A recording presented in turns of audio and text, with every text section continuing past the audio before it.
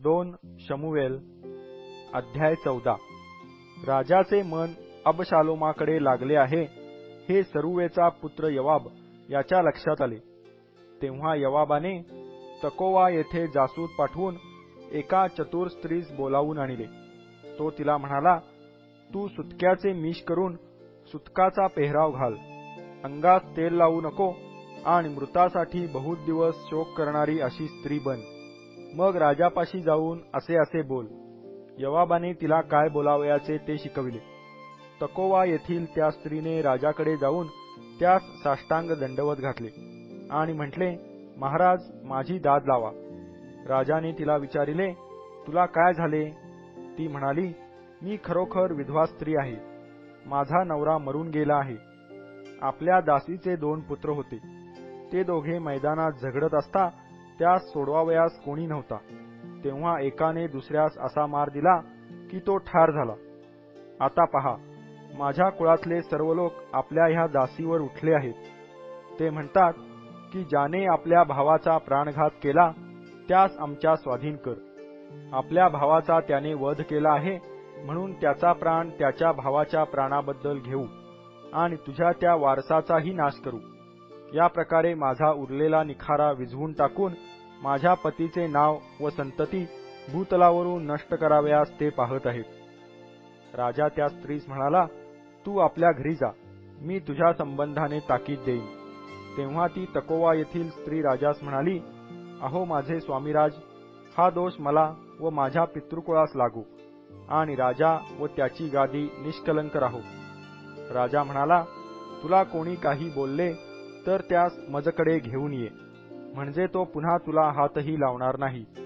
ती म्हणाली, महाराजांनी आपला देव परमेश्वर याचे स्मरण करावे, म्हणजे रक्तपाताचा सूड घेणाऱ्यास आणखी नासधूस करिता येणार नाही आणि माझ्या पुत्राचा नाश होणार नाही। तो म्हणाला, परमेश्वराच्या जीविताची शपथ, तुझ्या पुत्राचा एक केसही भूमीवर पडावयाचा नाही। ती म्हणाली, आपल्या दासीस स्वामी राजांपाशी एक गोष्ट बोलण्याची परवानगी असावी। तो म्हणाला, बोल। ती स्त्री म्हणाली, देवाच्या प्रजेचे नुकसान करण्याचे आपण हे काय योजिले? महाराज, आता जे शब्द बोलले त्यांनीच ते दोषी ठरतात, कारण महाराज स्वतःच्या हाकून दिलेल्यास माघारी आणत नाहीत। आपणा सर्वांस मरणे आहे, आपण भूमीवर सांडलेल्या पाण्यासारखे आहोत, ते पुन्हा भरून घेता येत नाही। देव प्राणहरण करीत नसतो, तर घालवून दिलेला इसम आपल्यापासून कायमचा घालवून दिला जाऊ नये अशी योजना करीत असतो। मी आता आपल्या स्वामीराजास विनंती करावयास आले आहे, याचे कारण हेच की लोकांनी मला घाबरवून सोडिले आहे। म्हणून आपल्या दासीने विचार केला की महाराजांना जाऊन सांगावे, म्हणजे ते आपल्या दासीच्या विनंतीप्रमाणे करतील। हे ऐकून जो मनुष्य मला व माझ्या पुत्रास देवाच्या वचनातून नाहीसा करावयास पाहत आहे, त्याच्या हातातून महाराज आपल्या दासीचा बचाव करतील। आपल्या दासीने विचार केला की माझ्या स्वामी महाराजांच्या शब्दाने मला शांती मिळेल, कारण माझे स्वामीराजे यांना देवदूताप्रमाणे बऱ्या वाईटाचा निर्णय करिता येतो। तर आपला देव परमेश्वर आपल्याबरोबर असो। राजाने तिला उत्तर दिले, जे काही मी तुला विचारित आहे ते मजपासून लपवू नको। ती स्त्री म्हणाली, स्वामी महाराजांनी बोलावे। राजाने विचारिले, या प्रकरणात यवाबाचा हात आहे की नाही? त्या स्त्रीने उत्तर केले, माझे स्वामीराज, आपल्या जीविताची शपथ, जे काही माझे स्वामीराज बोलले आहेत त्यापासून कोणास उजवी डावीकडे जाता येत नाही। आपला सेवक यवाब यानेच मला आज्ञा केली व या सर्व गोष्टी त्यानेच आपल्या दासीच्या तोंडी घातल्या। ह्या गोष्टीचे स्वरूप बदलावे म्हणून आपला सेवक यवाब याने हे केले आहे। धनी महाराज देवदूतासारखे चतुर आहेत आणि पृथ्वीवर जे काही होते ते सर्व त्यांना कळते।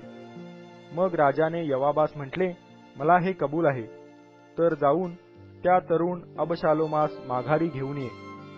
तेव्हा यवाबाने साष्टांग दंडवत घालून राजास आशीर्वाद दिला आणि म्हटले, माझे स्वामीराज, आपली कृपादृष्टी मजवर आहे हे आज आपल्या दासास कळले आहे, कारण महाराजांनी आपल्या दासाच्या विनंतीप्रमाणे केले आहे।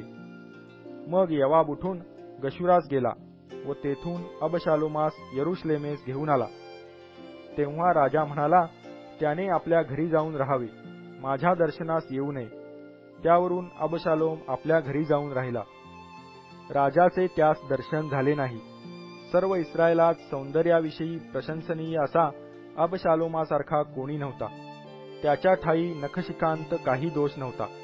तो वर्षातून एकदा आपले मस्तक मुंडवीत असे. त्याच्या केसांचा भार त्याला होत असे म्हणून तो ते कातरीत असे. आपले केस कातरिल्यावर ते तो तोलून पाही, तेव्हा ते सरकारी वजनाप्रमाणे 200 शेकेल भरत असत. अबशालोमास 3 पुत्र आणि 1 कन्या झाली. तिचे नाव तामार. ही मुलगी अतिरूपवती होती. या प्रकारे राजाचे दर्शन घेतल्या वाचून अबशालोम 2 वर्षे यरुशलेमेत राहिला. राजाकडे यवाबास पाठविण्यासाठी अबशालोमाने त्यास बोलावणे पाठविले, पण तो त्याचकडे येईना. त्याने दुसऱ्यांदा बोलावणे पाठविले तरी तो येईना. मग तो आपल्या चाकरास म्हणाला, पहा, यवाबाचे एक शेत माझ्या जमिनीस लागून आहे व त्यात जव आले आहे. जा, त्याला आग लावा. तेव्हा अबशालोमाच्या चाकरांनी त्या शेतास आग लावली. मग यवाब उठून अबशालोमाच्या घरी गेला व त्यास विचारू लागला की तुझ्या चाकरांनी माझ्या शेतास का आग लावली? अबशालोम यवाबास म्हणाला, मला गशुराहून का आणले? तेथेच मी आजवर राहिलो असतो तर बरे झाले असते. असा निरोप तुझ्या हाती राजास पाठवावा म्हणून मी तुला येथे ये असे सांगून पाठविले होते. तर आता मला राजाचे दर्शन करून दे. मी दोषी असलो तर त्याने मला मारून टाकावे. यवाबाने राजाकडे जाऊन त्यास ही गोष्ट सांगितली. तेव्हा राजाने अबशालोमास बोलावणे पाठवले. त्याने त्याचकडे येऊन त्यास साष्टांग दंडवत घातले आणि राजाने अबशालोमाचे चुंबन घेतले.